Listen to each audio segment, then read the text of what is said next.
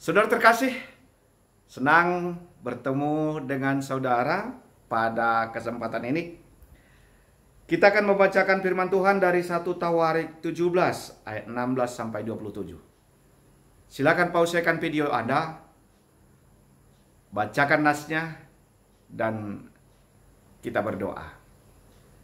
Bapa di dalam surga, terima kasih Tuhan. Tuhan kembali mempertemukan kami beserta saudara kami di rumah ini. Biarlah Tuhan, lewat pembacaan firman ini, semakin kami mendekatkan diri dan semakin kami berdoa dan mensyukuri segala yang Engkau berikan dalam hidup kami. Dalam nama Yesus Kristus kami berdoa dan mengucap syukur. Amin. Saudara terkasih, saya yakin Anda sudah membacanya. Minggu ini di gereja kita disebut temanya atau Minggu Rogate, artinya berdoa. Minggu lalu kantate dilanjutkan dengan Minggu Rogate, yaitu Minggu berdoa. Saudara, saya yakin Anda sudah membaca nas tadi. Saya ingin bertanya, kira-kira saudaraku, hal-hal apa yang ada di dalam kehidupan ini, hal-hal apa yang terjadi dalam hidup kita ini yang membuat kita berdoa? Atau apa-apa yang membuat kita sehingga kita berdoa kepada Tuhan? Biasanya kalau anak-anak kita mengajari kalau mau makan berdoa dulu ya, kalau bangun tidur berdoa dulu ya, atau banyak hal kalau mau sekolah berdoa dulu ya. Tapi jarang kita ajari kalau mau jajan berdoa dulu, kalau mau ngerjakan PR berdoa dulu, agak jarang sih. Saudara terkasih, uniknya, saya nggak tahu itu juga menjadi pengalaman Anda. Kalau kita mau berdoa, biasanya sebelum dikerjakan suatu pekerjaan atau sesudahnya. Contoh, saya buat begini. Kalau kita mau makan, sebelum makan pasti berdoa. Kita buat berdoa. Tapi sesudah makan, apakah masih berdoa? Atau kalau kita mau pergi, jalan-jalan, kalau mau berangkat, berdoa. Apakah sesudah pulang, kita berdoa juga? Atau di dalam gereja kita sebelum kita mulai ibadah, biasanya majelis jemaat berdoa dulu di konsistori. Lalu sesudah pelayanan selesai, masih juga berdoa. Kayaknya mari kita ceklah. Makanya saudaraku, andaikan kita sesudah makan berdoa, biasanya itu hanya di pesta. Dan kalau di pesta, saya sering mendoakan karena saya melihat. Saya sering mendoakan, Tuhan berkatilah makanan yang sudah dimakan, juga makanan yang sudah ditaruh dalam plastik yang akan dibawa pulang. Karena banyak sekarang aku lihat undangan yang datang enggak banyak, tetapi plastiknya banyak. Satu undangan, piringnya 3. Satu dimakan di situ, lalu 2 lagi masukkan ke plastik. Sampai di rumah dipanas-panasi. Dihangatkan lagi besok pagi. Lalu dimakan. Kumat kolesterol. Jadi saya harus doakan itu supaya enggak menjadi penyakit karena dibawa pulang. Saya nggak tahu juga apakah tuan rumah mempersiapkan konsumsi untuk besoknya para undangan. Tapi bukan. Itu hanya bagaimana kita berdoa sesudah. Kalau anak kita mau ujian, kita doakan. Tetapi kalau sudah ujian, sudah lulus, didoakan enggak? Ibu bapak terkasih, mari kita belajar di topik kita minggu ini. Topiknya Rogate, berdoa. Kita kembali ke nas. Tadi saya bertanya, hal-hal apa yang terjadi dalam kehidupan kita sehingga membuat kita berdoa? Mari kita cek pengalaman Daud. Apa yang membuat Daud berdoa? Dia menundukkan diri, dia duduk di hadapan Tuhan meminta. Saudaraku, ada 3. Mari kita catat. Ada 3 hal. Yang pertama yaitu pengenalan diri sendiri. Pengenalan Daud akan dirinya. Nathan, sebelum nats kita ini, Nathan mengingatkan dia. Saya akan bacakan untuk kita. Di kitab 1 Tawarik 17, ayat 1. Saya akan bacakan untuk kita. Setelah Daud menetap di rumahnya, berkatalah ia kepada Nabi Nathan, lihatlah, aku ini diam di dalam rumah dari kayu aras. Padahal tabut perjanjian itu ada di bawah tenda-tenda. Ayat 2. Lalu berkatalah Nathan kepada Daud, lakukanlah segala sesuatu yang di kandung hatimu, sebab Allah menyertaimu. Inilah yang melatar belakangi. Daud sadar, dia sudah berada di dalam istana yang terbuat dari kayu ares. Tetapi tabut perjanjian masih di tenda-tenda. Dia menyadari sepenuhnya bahwa Allah sudah berkarya begitu besar di dalam kehidupannya. Tetapi perbuatannya terhadap tabut perjanjian, sikapnya terhadap Allah, tabut perjanjian masih di tenda. Saudaraku, itu yang sering terjadi juga bagi kita. Kita lupa, kita sadar bahwa, saya katakan begini, kalau Anda mau belanja misalnya entah kemana pun, entah ke pajak, entah ke pasar, entah apapun namanya, minimarket atau apapun namanya, cukup nggak bawa uang 50.000? Kalau kita mau belanja keperluan, kira-kira cukup nggak? Mungkin kita berkata enggak lah, nggak cukup. Lalu pertanyaan saya kedua, kalau Anda ke gereja, cukup nggak bawa uang 50.000? Cukup nggak itu kolekte, persembahan untuk Tuhan? Mungkin kita berkata, kebanyakan pendeta. Kan gitu. Artinya untuk kepentingan kita itu biasanya kita pikirkan lebih. Tapi bagaimana untuk Tuhan? Daud justru menyadari, aku sudah hidup tinggal di dalam istana yang terbuat dari kayu ares. Artinya itu sudah mewah.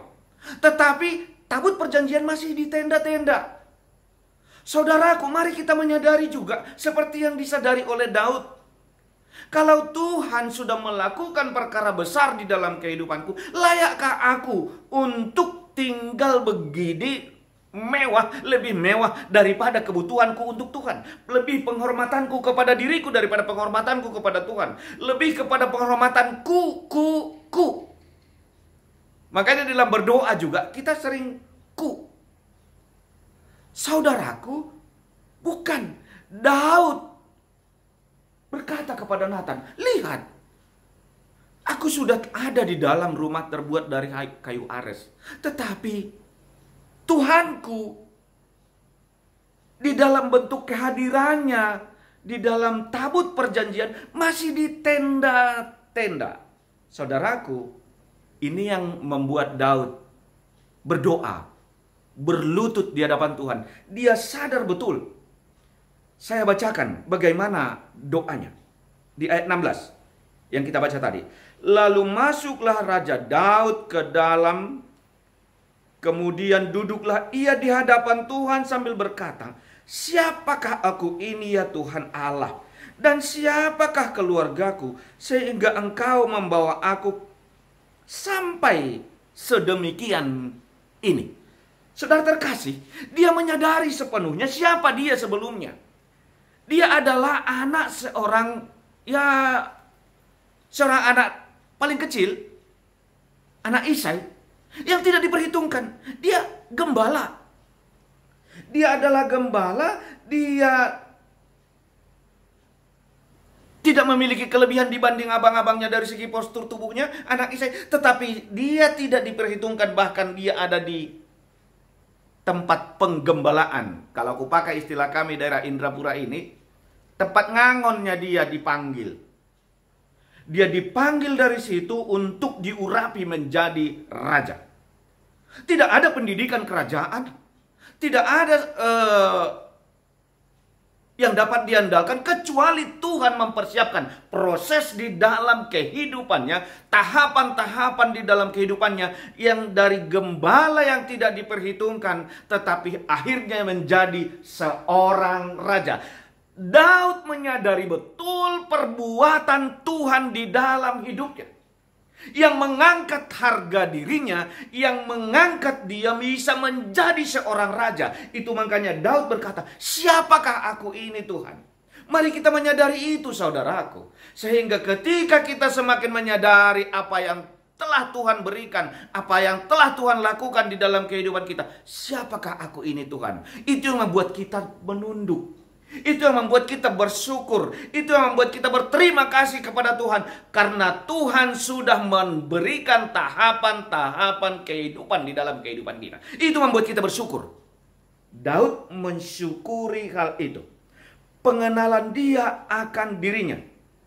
Daud sadar bahwa sebenarnya walaupun dia sekarang sudah menjadi raja, tetapi perbuatannya belum apa-apa untuk Tuhannya. Mari kita sadari. Biasanya saudaraku, kita dengan membanggakan diri kita bahwa aku sudah melakukan ini, aku sudah melakukan ini, aku sudah melakukan ini. Kita mendata-data apa yang pernah kita perbuat. Kita menginventarisir karya-karya kita. Aku sudah melakukan ini, aku sudah melakukan ini, aku sudah buat ini. Sehingga Tuhan semakin kecil. Seolah-olah kita yang besar. Ingat saudaraku, kita hanya kurir yang Tuhan titipkan untuk melakukan perkara-perkara besar. Ketika kita menyadari kita bahwa adalah utusan kurir, tanda petik, kurirnya Tuhan, berterima kasihlah untuk itu. Sehingga bukan aku menjadi besar, tetapi Tuhan yang menjadi besar. Kita lanjutkan. Daud yang dulunya adalah gembala, kini menjadi seorang raja. Daud berkata, siapakah aku ini Tuhan? Kalau dibandingkan dengan kemampuan orang lain, pendidikan orang lain, warisan orang lain, mungkin dia lebih hebat. Tetapi kenapa Tuhan pakai aku? Kenapa Tuhan pakai aku pada posisi saat ini? Ini yang membuat dia bersyukur. Dan itu juga membuat kita bersyukur, saudaraku.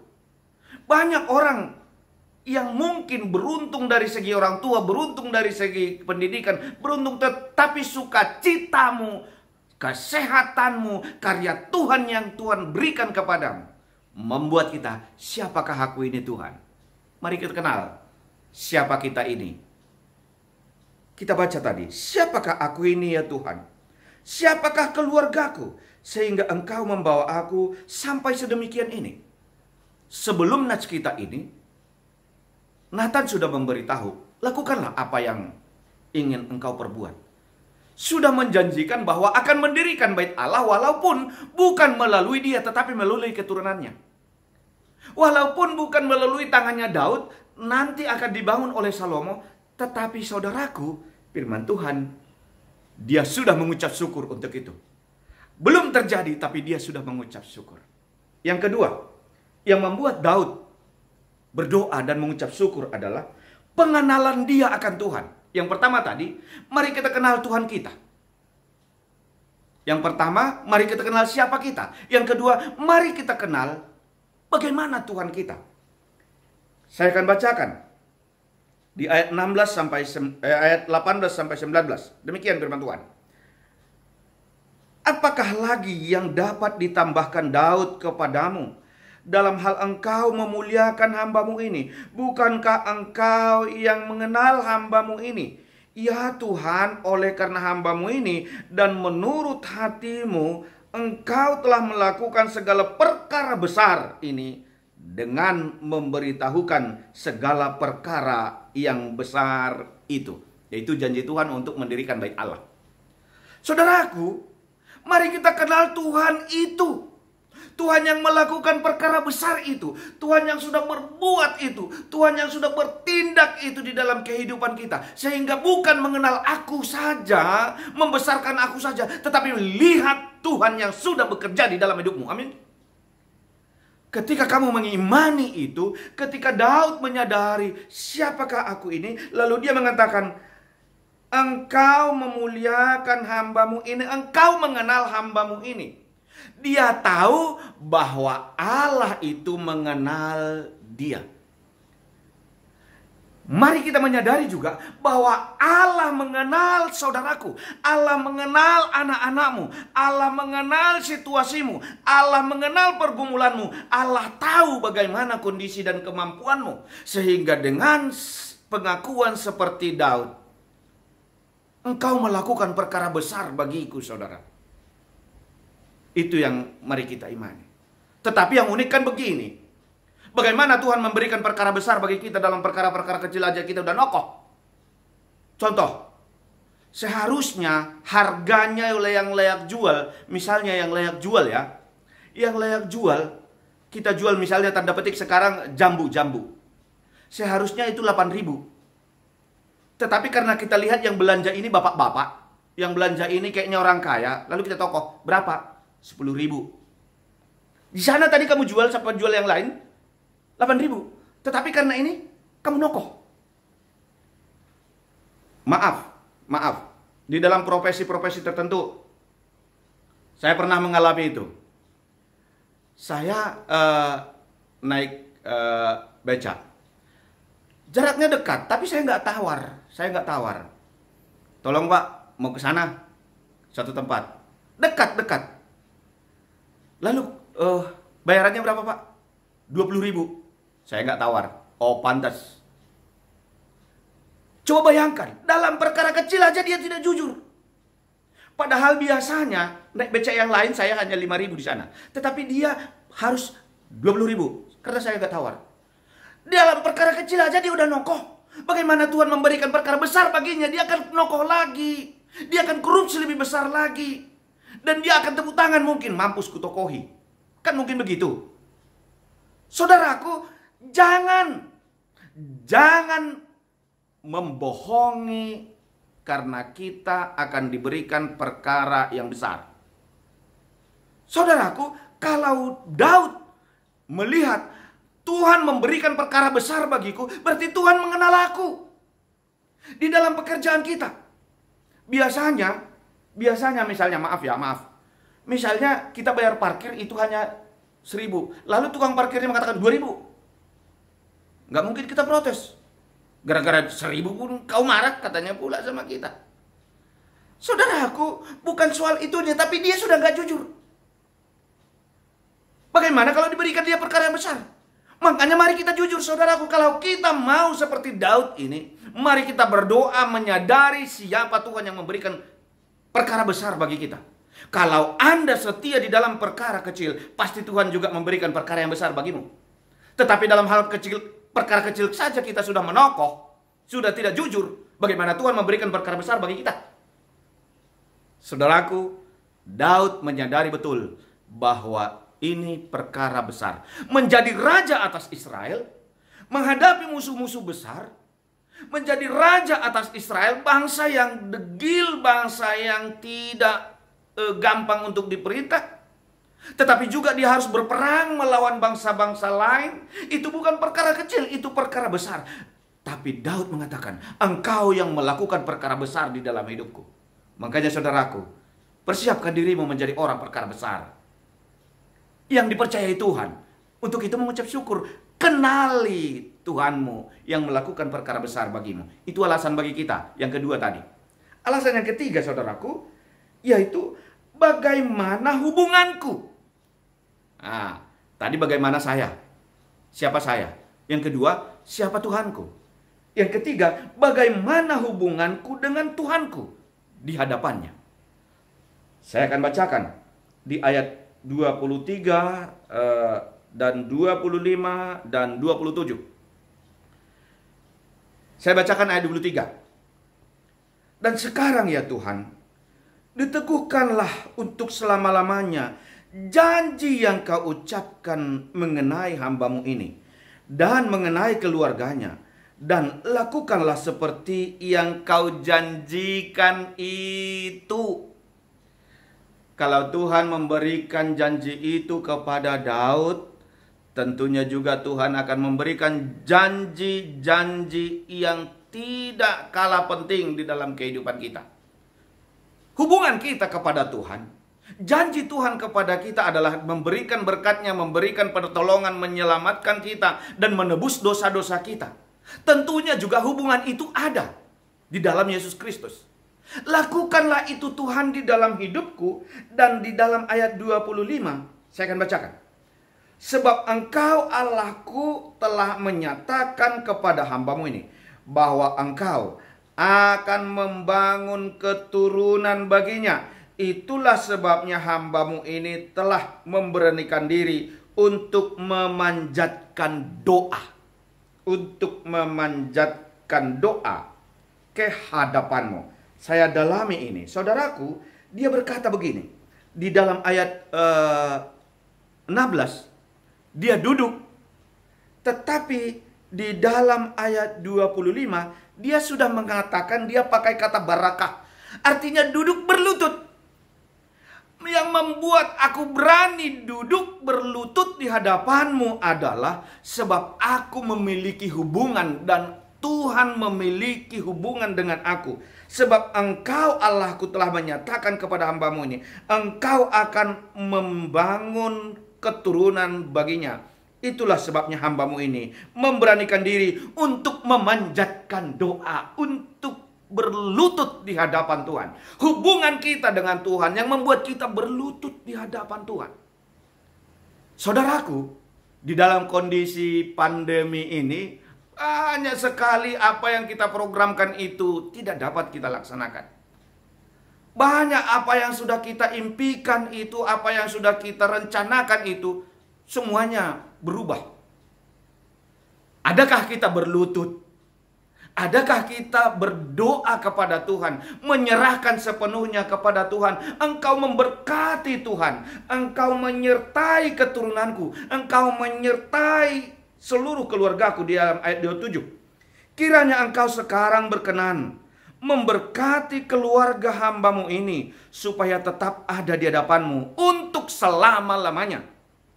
Sebab apa yang Engkau berkati ya Tuhan, diberkati untuk selama-lamanya. Mari kita lihat ini.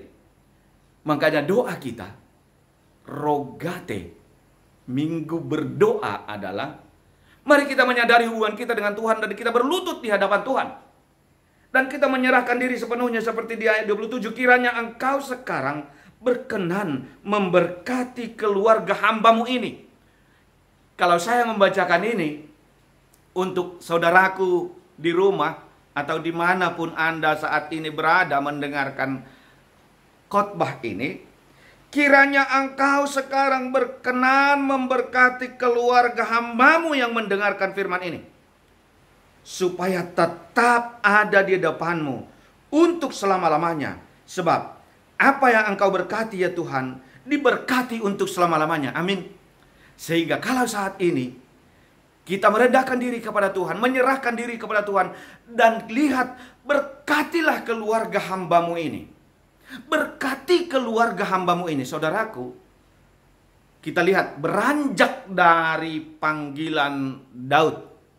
Dia dipanggil dari keluarga yang nama bapaknya Isai. Dia anak yang paling kecil. Kalau dalam bahasa Simalungun, huyum ni pegerger. Artinya belum ada aura untuk menjadi tokoh besar. Tetapi memberkati hamba-Mu ini, memberkati keluarga. Ingat, pertama kali Yesus melakukan mujizat di mana? Di acara keluarga. Ketika Yesus mengubah mengubah air menjadi anggur di pesta Kana, di keluarga. Kalau Tuhan Yesus berkata, lakukanlah kepada Maria pada waktu itu, lakukanlah. Sehingga saudaraku, Tuhan memberkati, Tuhan berkenan memberkati kita untuk tetap sampai selama-lamanya. Sebab apa yang Engkau berkati ya Tuhan, diberkati untuk selama-lamanya. Jadilah keluargamu menjadi keluarga yang diberkati untuk selama-lamanya. Jadilah keluargamu yang dipersiapkan untuk perkara besar untuk selama-lamanya. Jadilah keluargamu untuk menjadi sarana berkat untuk selama-lamanya.